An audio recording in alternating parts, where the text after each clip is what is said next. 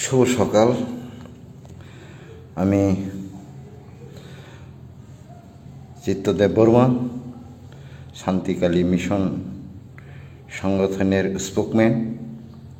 আজকে একটি বিশেষ কারণে লাইভ ফেসে আসতে হয়েছে। তো আজকে দেখেছিলাম একটা নিউজ পেপারে, রাষ্ট্রসংঘ না কি জানি, একটা পত্রিকায়, আমার ঠিক পত্রিকার নাম মনে হচ্ছে না, রাষ্ট্রীয় কণ্ঠ, রাষ্ট্রীয় কণ্ঠ নামক পত্রিকায় একটা প্রতিনিধি লিখেছেন, শান্তিকালী মিশন সংগঠনের মহারাজ নাকি রাজবিরোধী অনেক বক্তব্য করেছেন। লেখা আছে এখানে, ত্রিপুরার মহারাজা প্রজাদের শুধু নিজের স্বার্থের জন্য, লালসা মিটানের জন্য ইউজ করেছেন, প্রজাদের জন্য কিছুই করেননি। এমনটা কতগুলো অবাস্তব উক্তি রাখা আছে, দেওয়া আছে। আমি শান্তিকালী মিশন সংগঠনের স্পোকম্যান হিসাবে প্রতিবাদ জানাচ্ছি। এই ধরনের কোনো কুমন্তব্য কোনো দিন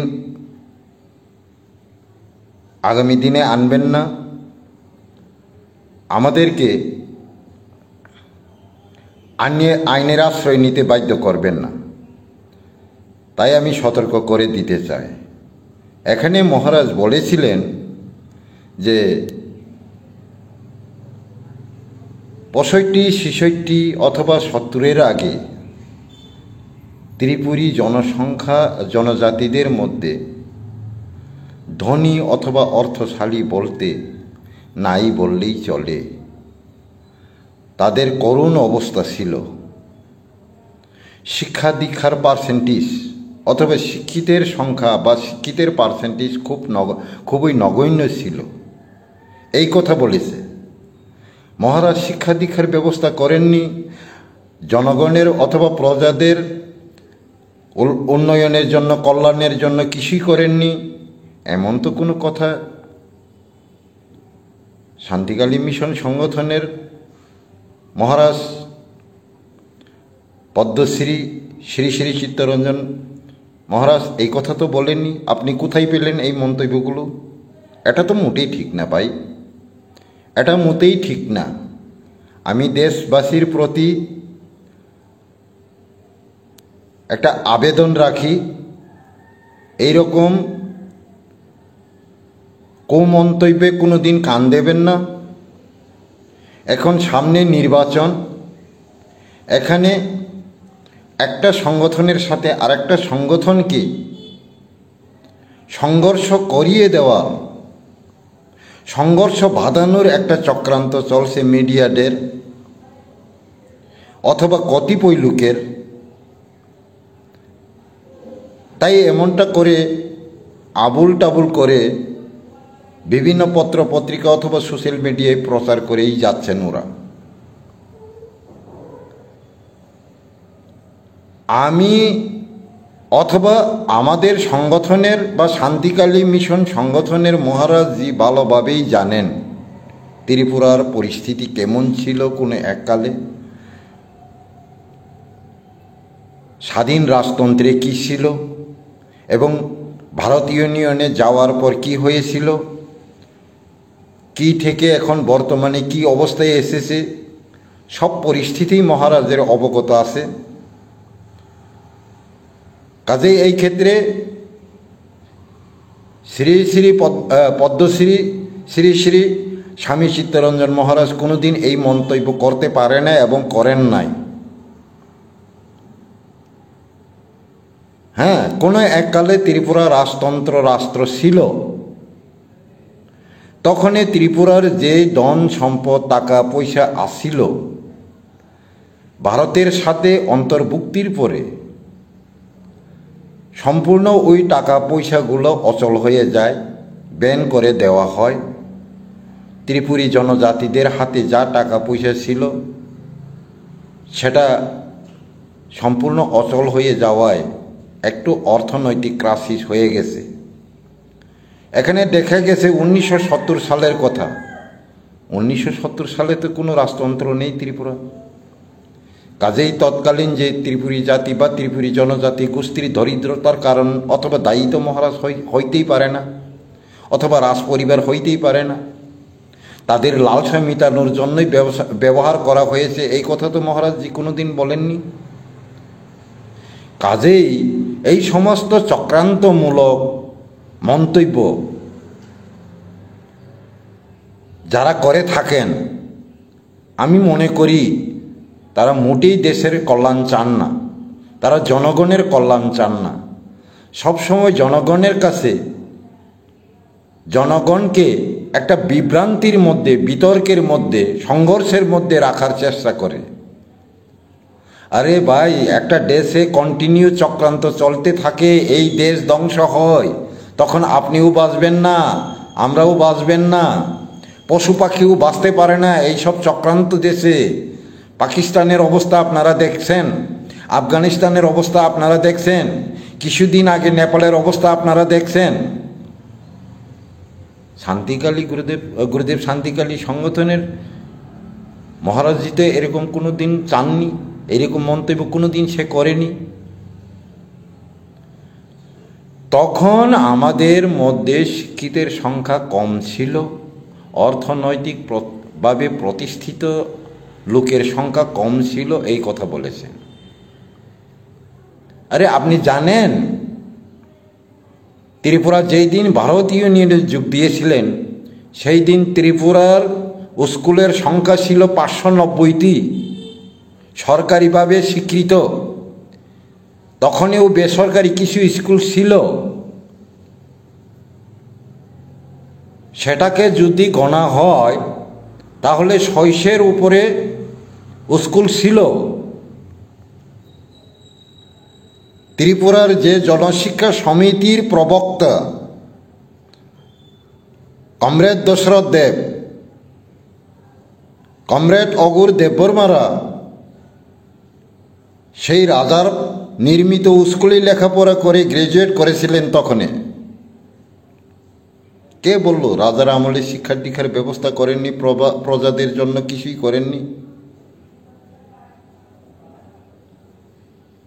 এই যে বড় বড় মঠ মন্দির, বিভিন্ন সাব ডিভিশনের যতগুলো স্কুল, এমবিবি কলেজ থেকে শুরু করে এয়ারপোর্ট, সবটাই তো রাজ আমলের। কেন মহারাজ রাজার বিরুদ্ধে এরকম মন্তব্য করবেন? আর তাছাড়া সেটা হলো 79 বছর আগের কথা। গণতন্ত্রে আসার পরে বর্তমানে ত্রিপুরার পাবলিক অথবা জনগণ কতটুকু স্বাবলম্বী অর্থনৈতিকভাবে, কতটুকু শিক্ষায় শিক্ষিত, এটাই আপনারা বিচার করেন না। আপনারা হয়তো থিওরিগত শিক্ষিত হতেই পারেন, কিন্তু গুণগত শিক্ষিত নন। গুণগত শিক্ষিত যদি হতেন, অবাস্তব কোনো উক্তি করতেন না, অযৌক্তিক কোনো উক্তি করতেন না। এই সংঘর্ষ বাঁধানোর যে উক্তিগুলো, চক্রান্ত লাগানোর যে উক্তিগুলো, পরিস্থিতি নষ্ট করার যে উক্তিগুলো, এটা কি দেশের উন্নয়ন আনে? এটা কি জনগণের উন্নয়ন আনে? এই সংঘর্ষের কারণে কি দেশ উন্নত হবে?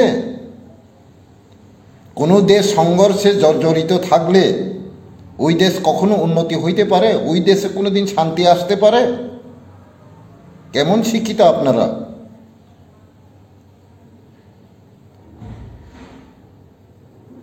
একজন মহাপুরুষ সে কারোর প্রতি কুমন্তব্য করতেই পারে না।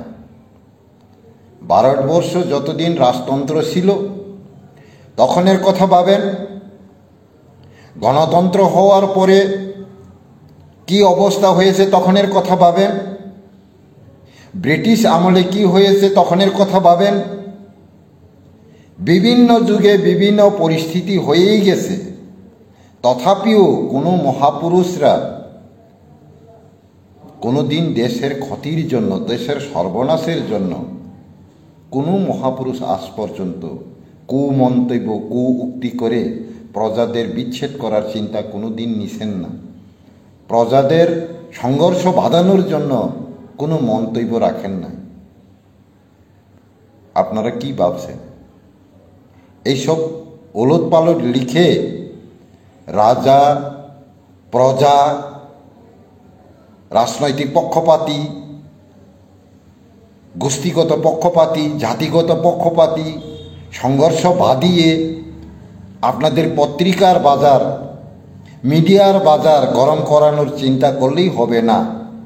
আগামী দিনে যেই মাটিতে দাঁড়িয়ে আপনারা এই কথা বলছেন, পত্রপত্রিকায় লিখছেন, ওই মাটি যদি না থাকে, আপনারা কোথায় দাঁড়িয়ে এই পত্রিকার ব্যবসা করবেন, মিডিয়ার ব্যবসা করবেন, কাকে নিয়ে করবেন? কাজেই আমি আপনাদের কাছে একটা অনুরোধ, এইরকম কোনো মন্তব্য, প্রমাণবিহীন মন্তব্য মোটেই করা ঠিক না। কাজেই কোনো দিন এরকম করবেন না। দেশে অশান্তি সৃষ্টি করার, সংঘর্ষ হওয়ার মতো কোনো উক্তি আনবেন না। সত্যিকারেই যদি ঠিকভাবে আপনারা দেশপ্রেমিক হয়ে থাকেন, দেশকে বাঁচানোর চিন্তা করবেন।